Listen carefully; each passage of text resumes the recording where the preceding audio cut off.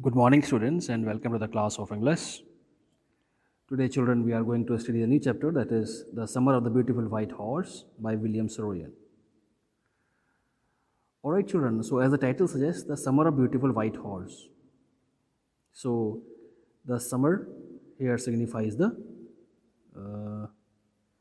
children signify season. Alright. And when I say beautiful white horse, so I think something is related to the white horse. So the summer of beautiful white horse means, children, the time when there was enjoyment along with the beautiful white horse in the summer season. Right, children?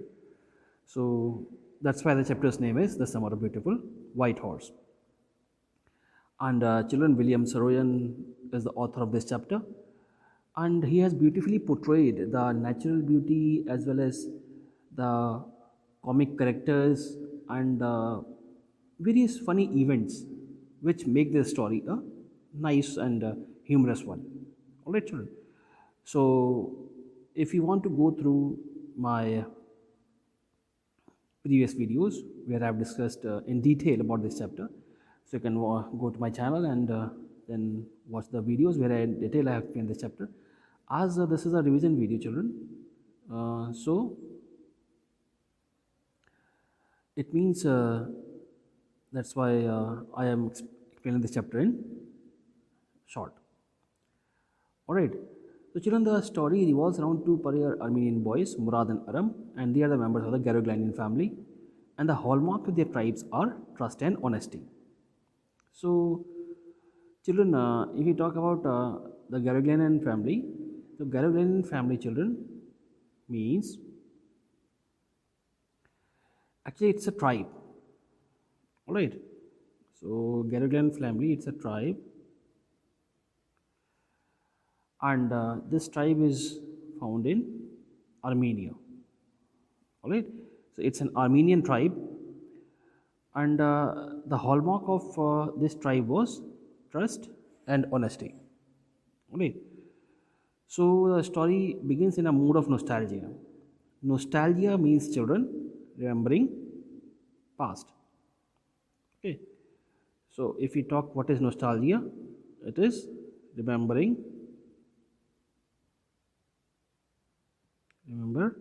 past. So, children, this story begins with the most of nostalgia. Aram, the narrator, was then a boy of 9, and his cousin Murad was a more adventurous but slightly crazy fellow, as he was 13. So, Murad was older and Aram was younger, and both were cousins. Now, the narrator remembers vividly the day when Murad came to his house at 4 in the morning and woke him up by tapping on the window of his room. So, one day, Murad came to the house of Aram and he started tapping on the window. Aram jumped out of bed, and when he looked out of the window, he couldn't believe what he saw. His cousin Murad was sitting on a beautiful white horse. So Aram actually, was surprised to find that Murad was sitting on a beautiful white horse. And to his surprise, he could not imagine that from where he had borrowed that horse. Murad asked him to be quick if he wanted to ride. The narrator had a longing to ride, but his whole GRADE-11 family was poor, though well known for their trust and honesty. So the narrator had a longing to ride. The narrator had a longing to ride means longing means strong desire, right? So longing means strong desire. So the narrator had a strong longing to ride. So who is the narrator here? Aram is the narrator here, and he cherished to ride the horse, but his whole GRADE-11 family was poor. They could not ride the horse, but they were known for their trust and honesty. The narrator knew that his cousin Murad couldn't have brought the horse, and if he couldn't have bought it, it means he must have stolen it. So although Aram knew that horse was stolen because Murad was not rich enough to have purchased the horse, and if he couldn't have bought it, it means he is stolen. So the narrator refused to believe he had stolen because no member of the GRADE-11 family could be a thief. So children, here comes the humor. If you go through this line, the narrator refused to believe that he had stolen it because no member of the GRADE-11 family could be a thief. It means although Murad had stolen the horse, but he refused to believe that he had stolen the horse because the hallmark of this family was trust and honesty. So, what is the hallmark of the GRADE-11 family? Trust and honesty. So, children, the narrator Aram asked Murad from where he had stolen the horse. So, Murad did not reply, but asked him to leap out of the window and if he wanted to ride. He knew that Murad was crazy regarding horses. So, stealing a horse for a ride was not the same thing as stealing money or selling a stolen horse. So, I think what excuse they give, the Murad give for stealing of the horses. He said that stealing a horse for a ride is not the same as stealing money or selling a stolen horse, because their tribe was known for trust and honesty. Children, you may find this story very funny and humorous because it may consist of various instances where you will find the humor. One more humorous character is there in this story. You will find Uncle Khusro, and he is a crazy one. And Murad is considered to be the not biological, but the in the crazy way, he was considered the son of Uncle Khusro. So Murad was considered one of the craziest member of the family, and he began to sing or rather roar. See, roaring was considered as singing. All right, singing. So Murad sang, and he sang just as if he's roaring.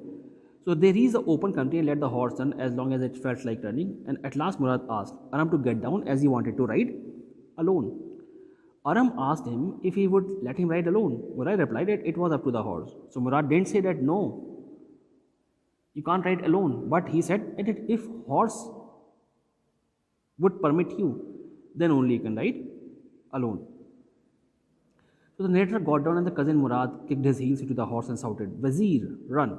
The horse stood on its hind legs, snorted and ran forward at a fast speed. Murad raced the horse across a field of dry grass to an irrigation ditch. He crossed the ditch on the horse and 5 minutes later returned. He was dripping wet. So Murad kicked his heels and shouted, "Wazir, run."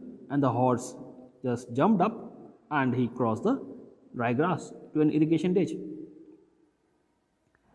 And in 5 minutes, the horse returned. And what was that? He was dripping wet. See, he was dripping wet means Murad was dripping wet. So, who is he here? He is Murad. Right? So, he is Murad. So, Murad was dripping wet means Murad has got inside the ditch. It means the horse was not following the orders correctly. The sun was coming up. Now the narrator leaped to the back of the horse, but the horse did not move. At the suggestion of Murad, he kicked into the muscles of the horse. It reared, snorted, and began to run. The narrator did not know what to do. Instead of running across the field to the irrigation ditch, the horse ran down to the vineyard of Dikram Halabian and leaped over 7 miles before Aram fell.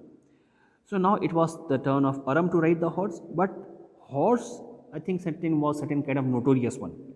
So what it did, it ran at a quick pace and jumped here and there, and at last Aram fell over the vines. Murad came running down the road, and he was more worried about the horse than Aram. See, again an instance of fun. He was more worried about the horse than the Aram. So when Aram fell down, actually Murad, instead of worrying about Aram, that what may have happened to Aram, he was more worried about the horse. Both of them searched the horse in different directions. It took Murad half an hour to find the horse and bring him back. Murad hid the horse in a deserted vineyard belonging to farmer Fetwajian. There were some oats and dry alfalfa in the barn. It occurred to narrator that Murad had been taking early rides for some time and had come to him that morning only. He inquired, "How long ago did you steal the horse?" Murad. This was the question from Aram, that how long back did you steal the horse?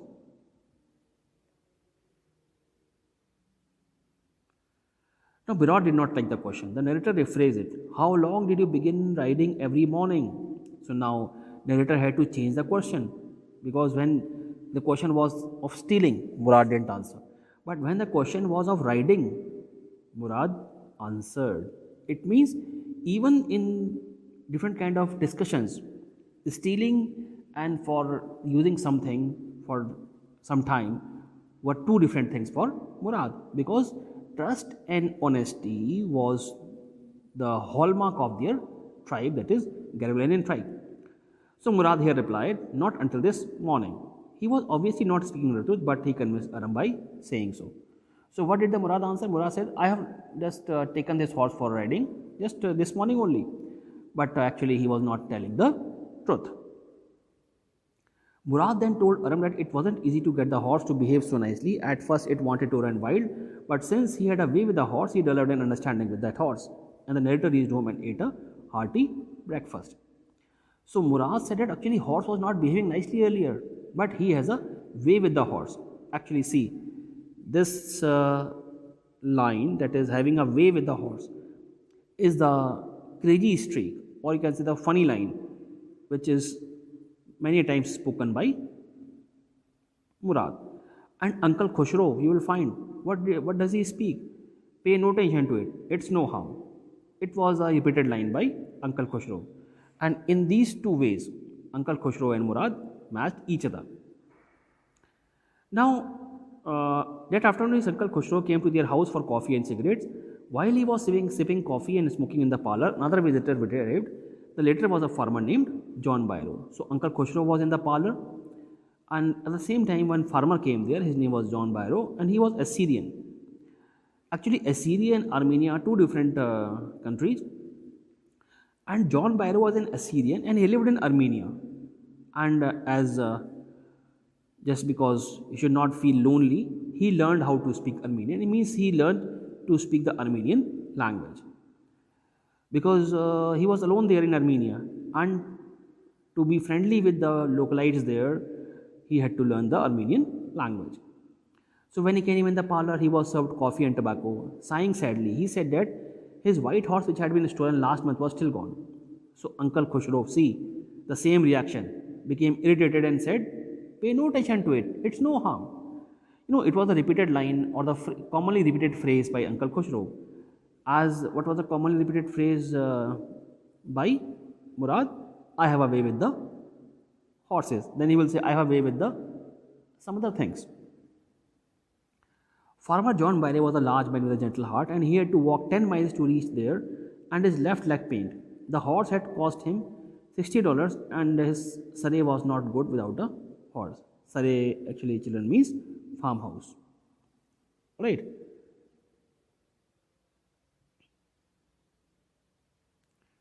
So saray means farmhouse. Sorry. Saray means it's a kind of cart. Saray means, children, it's a kind of cart driven by horse. Alright, so saray is a kind of cart driven by horse. So he says that his saray is not good without a horse. As soon as the farmer went away, Aram ran over to his cousin Murad's house and told him everything. He asked Murad not to return it till he returned to Raj. He suggested keeping it for a year or at least 6 months. Murad thought he was inviting a Garibalian family to steal. So Aram said that you can keep the horse for 6 months. But Murad said, no, why can I keep the horse for 6 months? Because he is stealing. Actually, what they had a false assumption. Because they believe that if something you have taken for your use, it is not stealing. But if you keep it for a long time and you don't return, it is stealing. So early every morning for 2 weeks, Murad and Aram took the horse out of the barn or the desert vineyard, and where they were hiding it and rode it. Every morning the horse would leap over grapevines and small trees and throw Aram and run away. Still, Aram hoped to learn to ride as Murad rode. One morning on the way to Fedvegian's deserted vineyard, they came across farmer John Byro.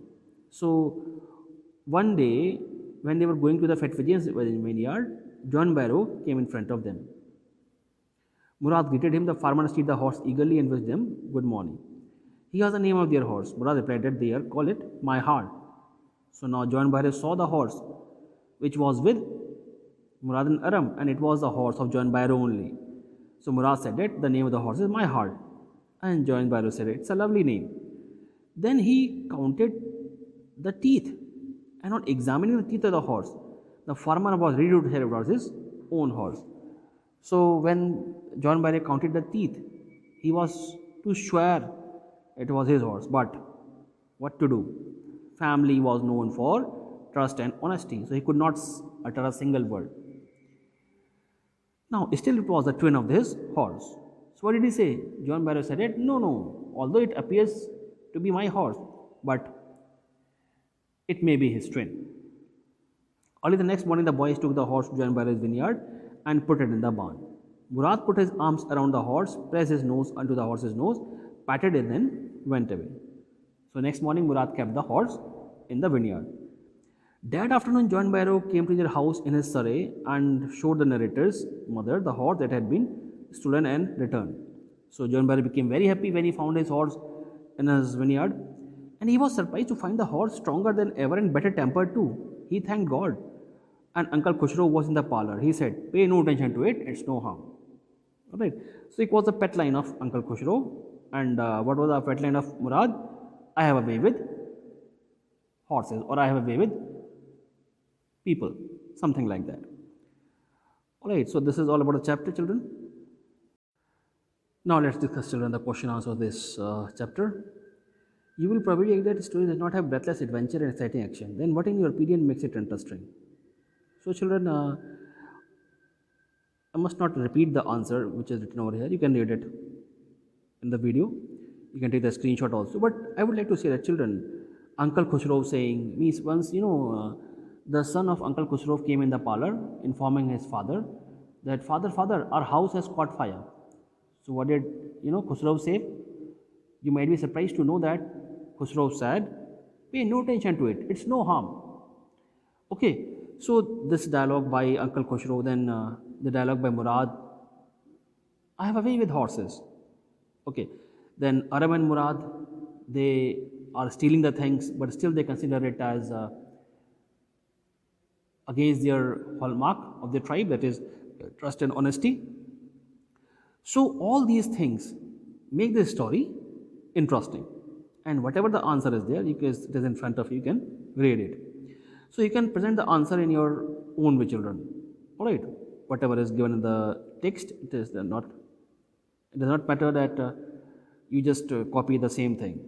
Alright, so whatever you think that the answer is according to you, but children, you may just tally it with the standard answer also, but your answer matters a lot because it depends on how much you have comprehended.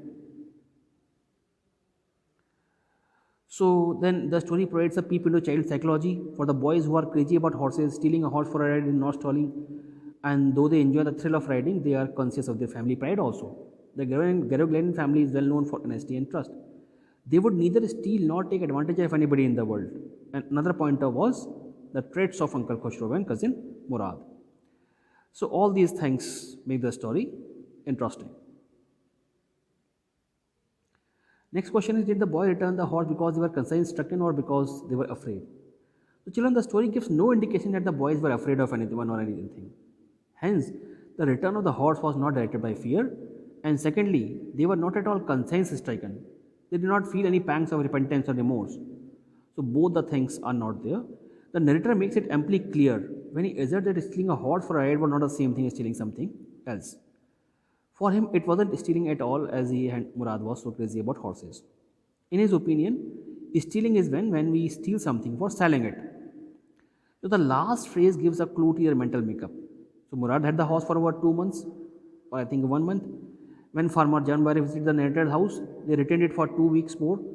Murad outrightly rejected the narrator's suggestion of keeping the horse any longer, and it was his family pride.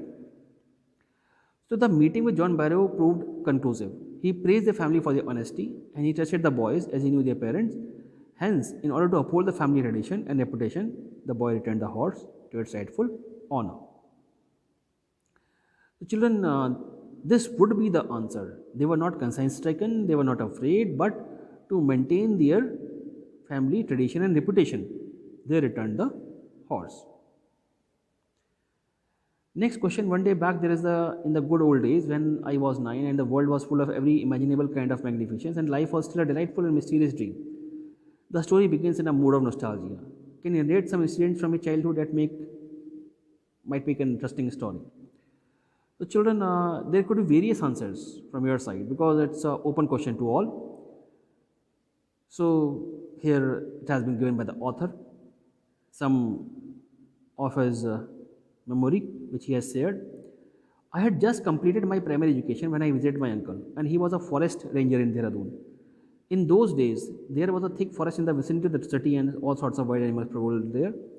Uncle had advised us not to enter the deep forest, but forbidden fruit is sweet. His uncle said, "Don't enter the forest." But what happens?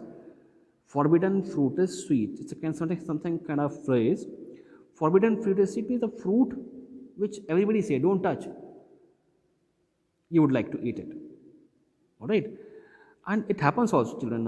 When the mythological story, Adam and Eve, they were in the God's garden, and the God prohibited them for eating the fruits of a particular tree.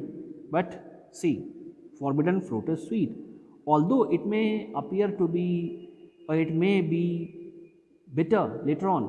But the thing for which you are stopped, you just want to do that thing. So Adam and Eve ate the fruits of that tree, and then God cursed them that now you will live the life of a common human being.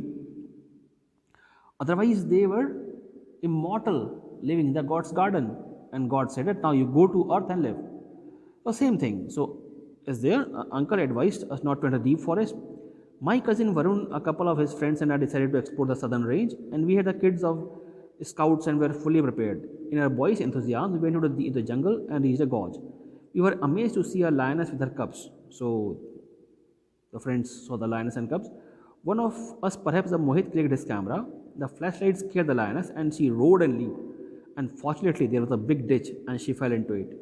Meanwhile, we lit our torches, collected dry leaves and twigs and set them on fire. Momentarily, we got respite from our attackers. Then we threw some green leaves on fire to give smoke signal. A patrol party noticed it and rescued us. I shudder whenever I think of this adventure when we were close to that. Children, this is the story which has been narrated by the narrator. I can have your own story of such kind of humor, such kind of fun or adventure. Alright. So children, that's all in this video. Hope you would get benefited, and for any queries kindly contact me. Until my next video, thank you and goodbye.